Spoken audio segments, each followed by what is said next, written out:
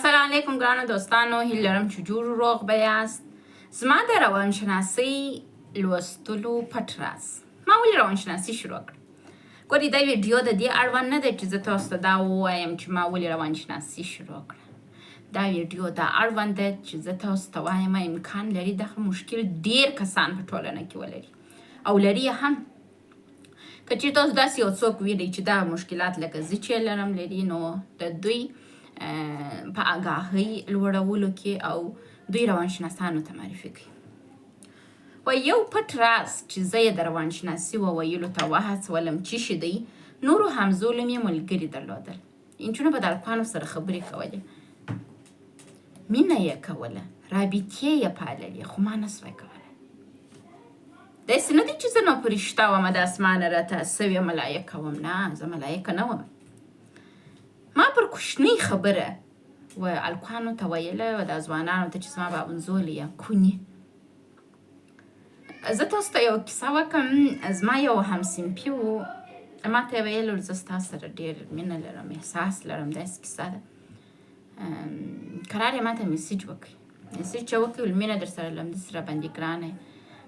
زه ورته وایم نو ته زما سره واده کوې؟ وایي خود واده در سره کوم.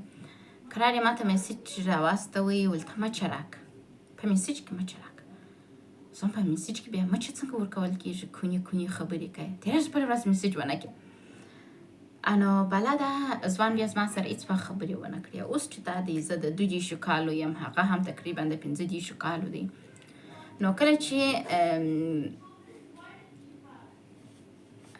په ټولنه کې یو منل سوی کس هم ځینې جوړ سو، نو هغه بعضې وخت دا یاداوري کوي. و یو وخت مې د یو نجلۍ سره مینه کول، و نجلۍ راته ویل کونې بله ورځ ما ته میسیج ونه کړي.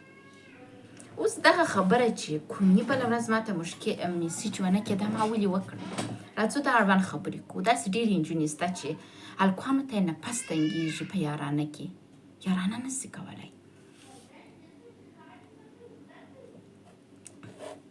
یو کیسه به درته وکړم. زموږ په خپلوانو کې 2 نجونې وې ښه، زما سره یې حسودي کول. دا یوه راولاړ سول د دې دپاره چې ما زما ورور، زما پلار او زما کورنۍ ته بدنامه کړي. زما د تلیفون شماره یې خپل و انډیوال ته ورکړې وه چې هلک و. هغه ته یې ویلي وه چې ته دې ته د شپې زنګ وروه، او که چېرې تلیفون دې پورته نه کړي، بل څوک یې ورکړي، ورته وایي چې د پروانې سره خبرې کوم. خو خیر زنګ راغلی. زما ورور تلیفون زما سره واخیستی، ویل دا څوک دی چې په دا شپه کې تا ته زنګ راوایي؟ چې غږ یې پرې وکړ، زه د پروانې سره خبرې کوم. کله زما ورور تلیفون پرېښوی، هېڅ یې راته ونه ویل. څو ورځې بعد زما ورور هغه نفر پیدا کړی و. زما ورور په امنیت ملي کې کار کوي. دوی د دې توانایي درلودل چې د یو چا نمبر څخه کس پیدا کړي. پیدا کړی و، نو ښه وه، هلې یې ورکړي و. هغه اقرار ورته کړي و چې دغې نجلۍ ما ته نمبر راکړی، ویل دغه ته زنګ وروه. دغسې ورته ووایه. زه ما یې لکه بیا په ژوند ستا خور ته زنګ نه وروم. خو خیر دا موضوع تېره سول. یو څو عمر بعد زموږ د خپلوانو بله نجلۍ په فیسبوک کې یې آیډي ده د ورور په نامه یې. د ورور په نامه یې آیډي ده. دې ما ته میسیج وکړي، د جمعې ورځ ده. موږ بیا آنلاین بزنس منیجمنټ د کاناډا د کالګري پوهنتون څخه آنلاین ویلي. د جمعې ورځ زموږ امتحان دی د کالګري پوهنتون. په فیسبوک کې میسیج راته وکړي، وایي سلام مام. جواب ورته وکړي ما ښه یې، په کور کې ګرده ښه دي؟ نو دا د ورور آیډي ده. وایي ولا ښه یې. زه ورته وایم زه به بیا وروسته ستا سره میسیج وکړم، زه دغسې په درس اخته یم. خو موضوع خلاصه سول. څو عمر بعد دغه نجلۍ راولاړه سوې وه. زما خور ته یې ویلي وه، ویل دا پروانه چې ده تر نجونو د هلکانو سره ډېر میسیجونه کوي. خو زما خور دا خبره زما ورور ته کړې وه چې ولا دغسې خبره کوي، دا نجلۍ خو به خرابه سوې نه وي چې د هلکانو سره خبرې کوي. زما ورور چې بیا و، هغه په امنیت ملي کې کار کوي، داسې ډېر استخباراتي سړی و. ما ته یې زنګ راووالی، ویل پروا، ویل دغه نجلۍ نه ده، ویل تا په خپلوانو کې د کوم هلک سره میسیج کړی دی یا د یو چا سره چې میسیج کړی دی؟ وایم و دغه رقم نوم یې ورواخیست، دغه ځوان میسیج کړی و. هغه ما ته وایي دا یې د خور د ده په آیډي تا ته میسیج کړی دی، برای دغسې خبره ستا خور ته کړې ده چې ولا دا د هلکانو سره میسیجونه کوي. نو زما اعصاب خراب شو.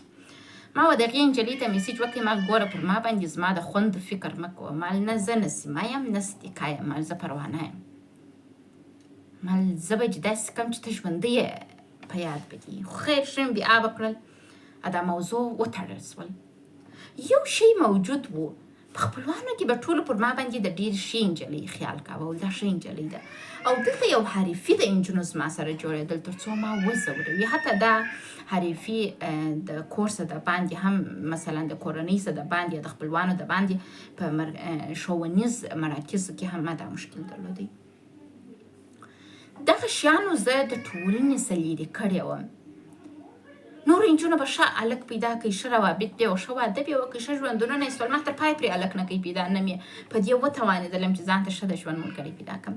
زما ملګري چې نه دومره لیاقت درلودی او نه هم ولاکه په رنګ تر ما ښایستې وې. د ډېر ښو ښو هلکانو سره یې واده وکړي، ښه ژوندونونه یې دي اوس. لیکن په ما کې یو رقم جلاوالی و، یو شی مې حس کاوه په وجود کې چې د نورو سره فرق درلودی او دا رواني ستونزې وې. د واده وروسته چې واده مې وکړ واژنیزم مې درلودی، جنسي رابطه راته سخته وه چې برقراره یې کړم. نړۍ مې مشکلات درلودل، هغو خوا د مېړه مشکلات یوې خوا ته پرېږده، ما خپل په ځان کې مشکلات درلودل. زما یور ما ته وویله ویل جنسي رابطه خلک د خوند دپاره کوي. ما یخ جنسي رابطه بیا چې څوک یې د خوند دپاره کوي، بې معنا خبره کوي. نو دغه شان بالاخره زه بایپولر ناجوړي باندې اخته شولم.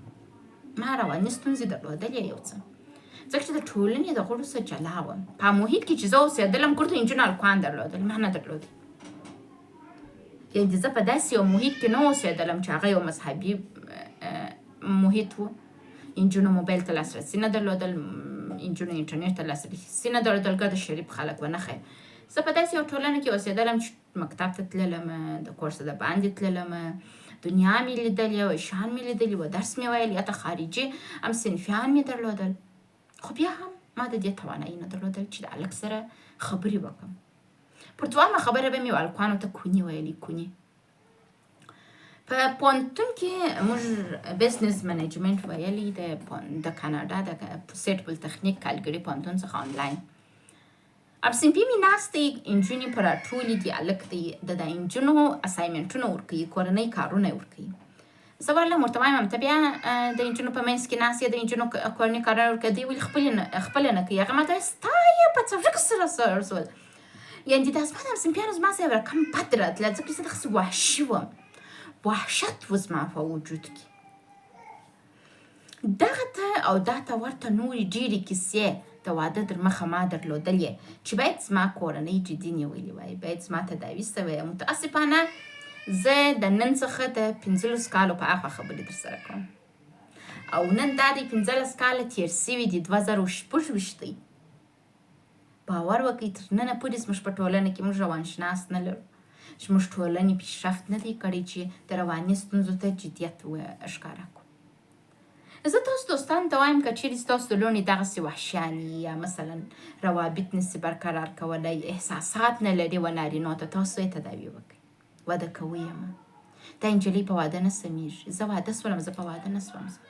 2 وارې مې واده وکړي، دواړه. یو خو مشکل دا و چې اول میړه مې نورماله اصلا نو، او دا دویم میړه سره خو دومره یو چالبازه انسان و چې بس یو شی راکړه چې زه یې یوسم.